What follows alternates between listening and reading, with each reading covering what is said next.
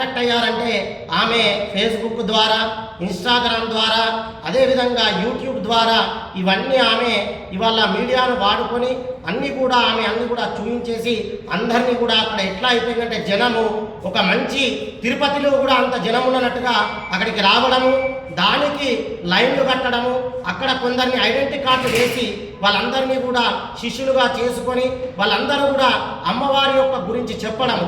అంటే ఎట్లా చెప్తున్నారు అని అంటే మణిద్వీప వర్ణన అంటే ఏంది? మణిద్వీపం అనేటటువంటిది ఒక ఆడవాళ్ళు మాత్రమే అందులో ఉంటారు. ఒక్క మగ పురుగు కూడా అక్కడానికి రావడానికి వీల్లేదు. రక్షక భటులు కానీ సేవకులు కానీ ఎవరైనా కూడా అందరు అమ్మవారినే ఉంటారు. అదొక మంచి ద్వీపం. ఆ ద్వీపం పేరు వినాలంటేనే నోటి నుంచి రావాలంటే భయమవుతుంది. అటువంటి దాన్ని ఆమె అమ్మవారుగా సృష్టించేసి అక్కడికి అందరినీ రావడం మళ్ళీ అట్లా ఇట్లా చేస్తుందంటే అమ్మవారు దేనికోసం ఉద్భవిస్తారు?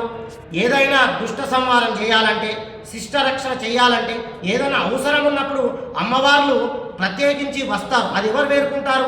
సాక్షాత్ దేవుళ్ళు కూడా అమ్మవారి దగ్గరకు పోయి వాళ్ళ బాధ మొరపెట్టుకుంటారు. అటువంటి అమ్మవారిని ఈమె ఇవాళ నా దగ్గరకు వచ్చింది, నా ఇంట్లో ఉంది, నాకు ఇల్లు కట్టించింది అని చెప్పి పబ్లిక్ను, వచ్చినటువంటి ప్రజలను పక్కతో పట్టిస్తూ అదేవిధంగా ఆమె ఎట్లా చేస్తుందంటే పోని వచ్చిన వారికి ఇంత ప్రసాదం పెట్టి అమ్మవారి దర్శనం కాకుండా ఎవరికో ఏమో వస్తుంటే కొట్టడము, తిట్టడము, అదేవిధంగా దూషించడము, ఇటువంటి అన్నీ కూడా చేయడం జరుగుతుంది ఆమె.